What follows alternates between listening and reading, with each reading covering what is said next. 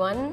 I am Ms. AP Mkondwane, a wholesale and retail lecturer at Sibande TVET College, the Standerton campus. Today, I'm going to be delivering a Level 2 wholesale and retail lesson, particularly focusing on Module 1, which looks at the general overview of the wholesale and retail industry. So, at the end of this module, rather at the end of this lesson, you will be best able to do the following. You'll be able to define the typical concepts that are used within the wholesale and retail industry, which is including but not limited to the following: supply chain, retail, wholesaling, as well as distribution. Secondly, you'll be able to explain the supply chain as the basis of the wholesale and retail industry. Thirdly, you'll be able to explain the role of the various stakeholders in the wholesale and retail industry, which is including but not limited to the following: suppliers, staff, customers, banks, the government, unions, shareholders, as well as the competitors of the business. And then, fourthly, you'll be able to identify, using practical examples, the subsectors that are applicable to the wholesale and retail sectors. Lastly, you'll be able to best identify the categories of wholesalers or retailers within the industry. Let's get started.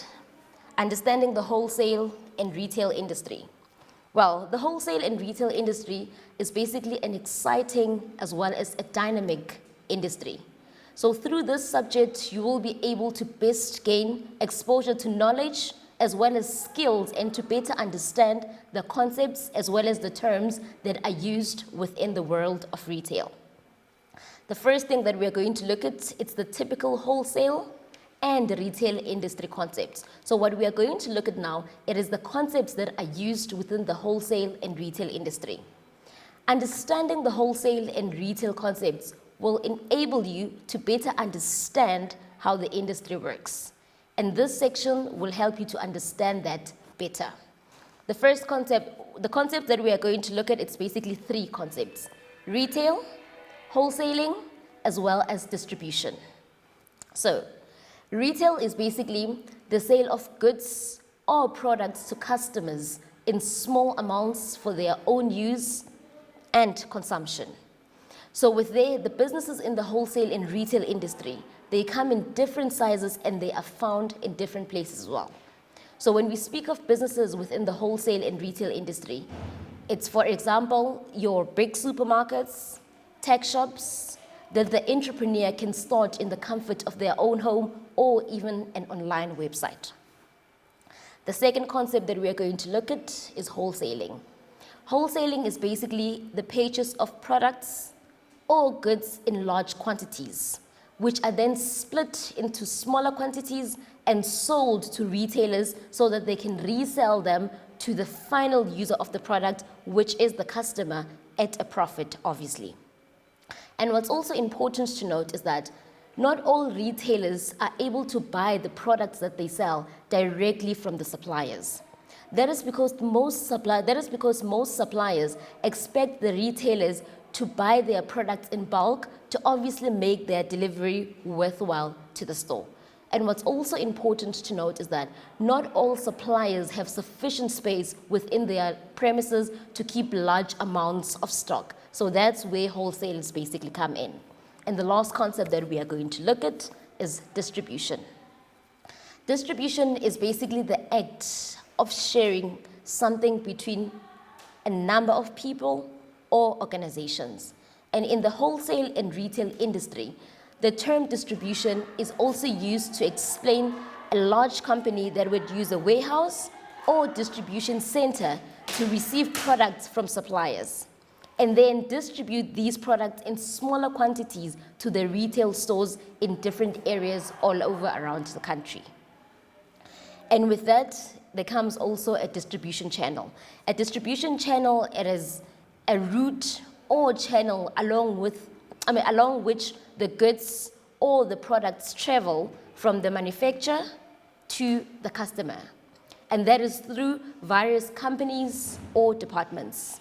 And these products move along the distribution channel through different modes of transport, such as trucks, air transport, or even rail transport. And obviously, with that, in terms of the modes of transport, the more fast and effective the mode of transport is, obviously, it's the more the goods are going to get in time to the final user of the product, and it's the more it's going to be so much more expensive for the business to transport those goods. Moreover, the term distribute, it is used to explain when a business distributes some of its profits to its shareholders. And when we are speaking about shareholders, we are speaking about people who have invested money into the business and they now own a share or part of that particular business. And obviously with that, as to how much the business distributes to its shareholders, it depends on the amount of profit that the business makes. So obviously, the more profit the business makes, it's the more the shareholders can earn a large amount of dividends from the business. Secondly, what we are going to look at, it's the supply chain in the wholesale and retail industry. So when we are speaking about a supply chain, we are referring to a set of businesses, people, and resources that are involved in getting the raw materials turned into the final products, and also ensuring that these products are delivered to the end user, who is the retail customer. Next, we are going to look at how the supply chain actually works. So the supply chain has 6 types of people, resources, or businesses that are involved. The first one, it's farmer or raw materials. The second one is manufacturer and supplier. The third one, buyer and supplier's rep. Fourth one, it's a wholesaler, distribution center, or supplier. And the fifth one is the retail store. And the last one, it is the customer or consumer, obviously the end users of the product. Let's look at the first one, which is farmer or raw materials. So this is where the product is extracted from the natural environment. This is the same product that is going to be used where? This is the same product that is going to be used in the manufacturing process, meaning this is now the product that is going to be turned into a final product that is going to be bought by the customer. For instance now, let's use, for example, potatoes. Obviously, with potatoes, if you're a farmer and you are selling potatoes, now the biggest question would be, how would those potatoes get to me and you as the final users of that particular product, or as the final users, yes, of that product? So what would need to happen, obviously, the supplier would go to the farmer where all of those potatoes would be extracted from the natural environment before they move to the next stage, which is the manufacturing stage. And then the second one is the manufacturer or supplier. So the manufacturer takes the product and adds value to it. So when we're still using the same example of potatoes, obviously when those potatoes get to that stage, that's where maybe they would be washed and packaged and labeled to move to the next stage, obviously. And then the third one that we are going to look at is the suppliers and buyers rep. So this involves 2 parties who need to negotiate with each other. That's the buyer as well as the supplier's rep. So the buyer is the individual who works for the retailer. And then the supplier's rep is the salesperson who is representing the supplier.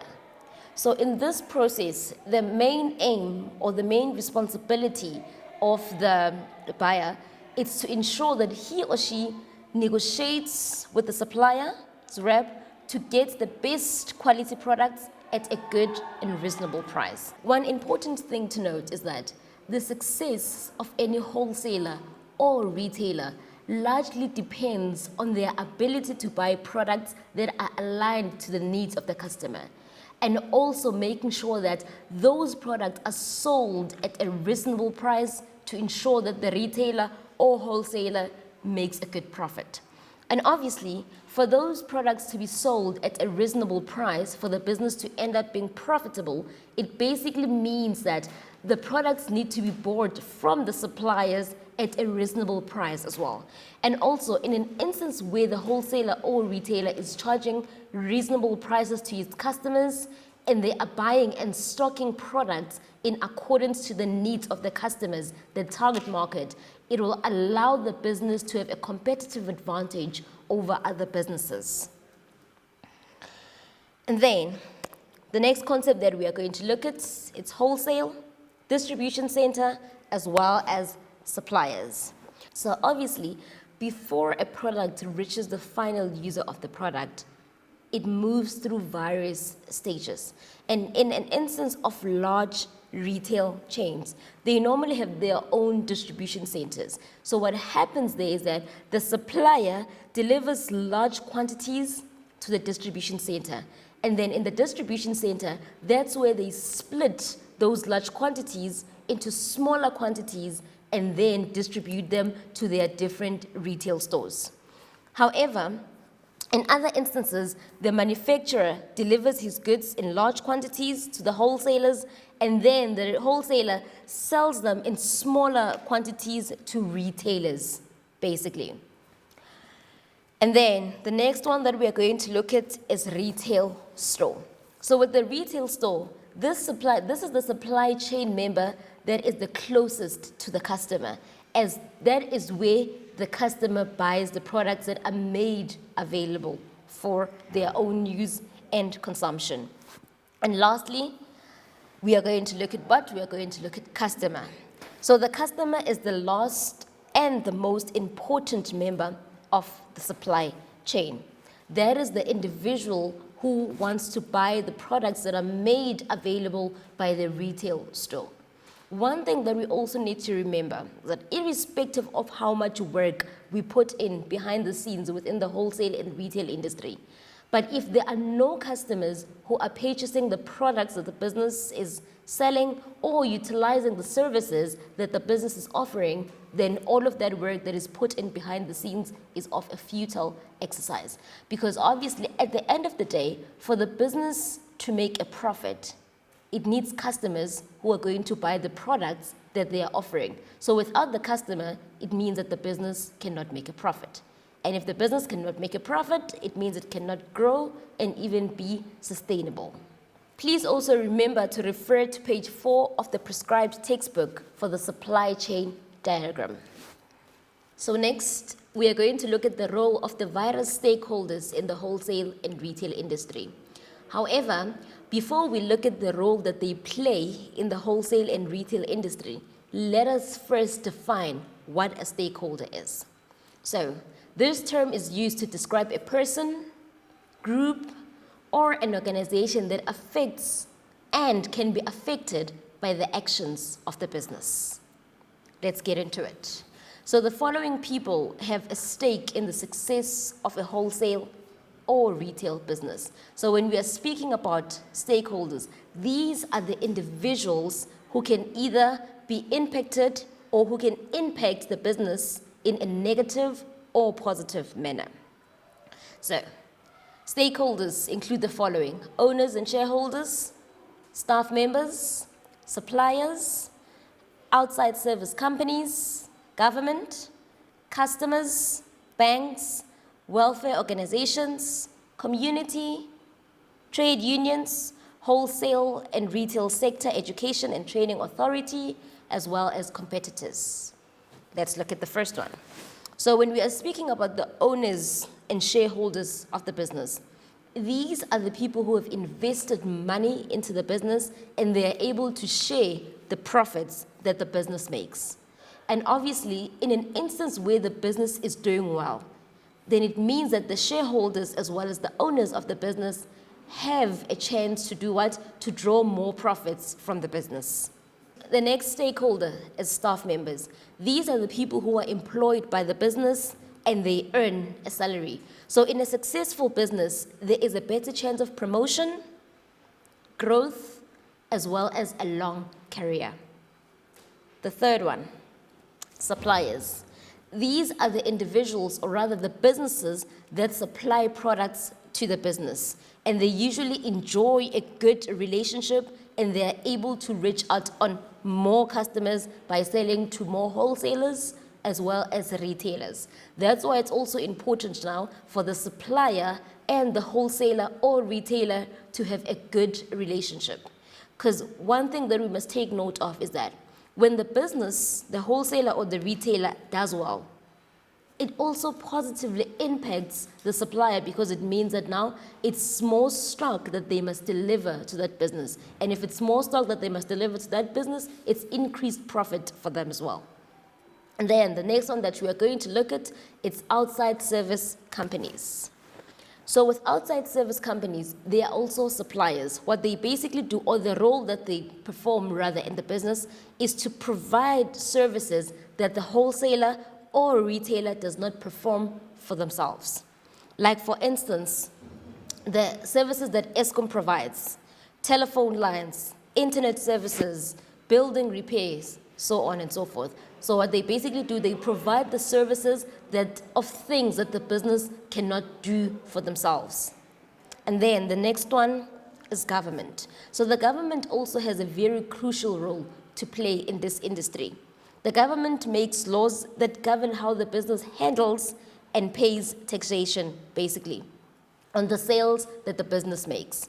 Same concept applies. Obviously, the more profits the business makes, it means it's more tax that it can actually pay. And the more tax the business pays, it means it's more money that the government has to do what? To pay for public services. Because one thing that we need to remember, that tax is the main source of revenue for the government.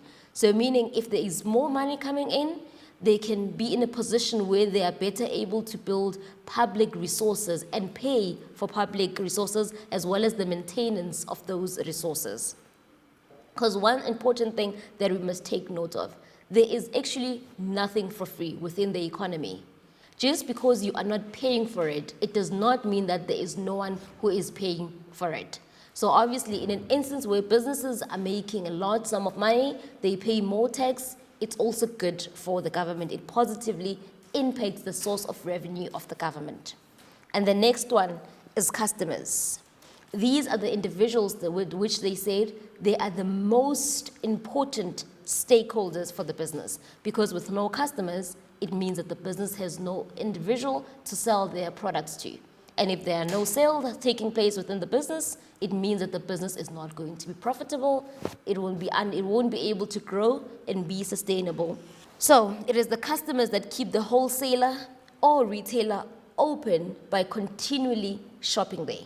That's why it's important for the retailer to make sure that they provide the best services to the customer as well as good quality products at a reasonable price to retain those customers and attract new customers.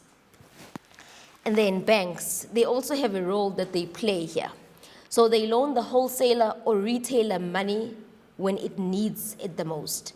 And then it allows them to keep trading when times are tough. And obviously, in good times, the wholesaler or retailer will have money to invest in the bank, the same money that the bank will use to lend to other customers. Welfare organizations. So these are the organizations that rely on business for donations to keep them going. And the people that are helped by the welfare organization get positive support from these donations. Same concept applies. The more money the business makes, it means it's the more it can keep helping these people. It's the more it can keep lending a helping hand to the people who are dependent on donations that are made by the business. The next one is community. The community around the wholesaler or retailer is a stakeholder that also gets donations from the business. And they also share the public services that are provided by the government. The next one is unions. Unions play a large role in the industry. They represent the workers who are employed by the wholesaler or retailer, and they give them a voice. So with unions, they negotiate salaries as well as better working conditions for their members who pay a membership fee. So obviously, even with this instance, we say that these unions, they represent the employees of the business. So the more employees the business has, it's the more members the trade union is basically going to have. And with more money that they are going to have, it means that it's increased membership fees for them, which would positively affect them as well.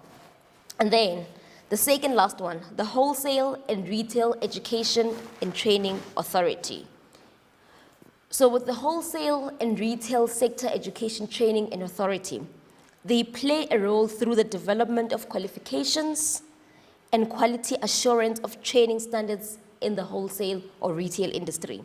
So through their efforts, workers get training and the opportunity for advancement within the industry. One other thing that is important, as a business, whether in the wholesale or in the retail industry, it is important to make sure that every now and then you develop your staff members for them to constantly be effective and productive to ensure that the business keeps doing well. So the last one that we are going to look at, it's competitors. So with competitors, they are also regarded as stakeholders in the business. So these are the individuals, or rather, these are the businesses that either sell the same types of products that you are selling or offer the same types of services that you are offering. So with this, these are the individuals that keep you on your toes. Because remember, if you are selling the same types of product or they're offering the same types of services, it means that now you're doing what? You are working hard towards attracting the same types of customers. And also, as I had explained, the more you keep your prices low, it will give you a competitive advantage over over your competitors, basically. All right, so that is where our lesson is going to end today. But before we end the lesson, let's conclude by quickly recapping what we did in today's lesson. So, in today's lesson, we covered the following things. We covered the concepts within the wholesale and retail industry. That's where we looked at the likes of your retail, wholesaling, distribution, as well as supply chain. What we also covered the supply chain, as well as the different people, resources, and businesses that are involved in the supply chain. Important to not forget to refer to page 4 of your prescribed textbook for the supply chain diagram. And also, what we looked at the different stakeholders within the wholesale and retail industry. That's where we looked at the suppliers, staff, customers, banks, unions, shareholders, as well as competitors. And then lastly, we also looked at the role of the various stakeholders within the wholesale and retail industry.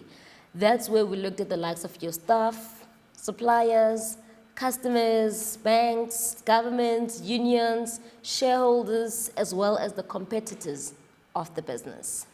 That's it for today. We will continue with the second part of the module in the next lesson. Thank you for watching.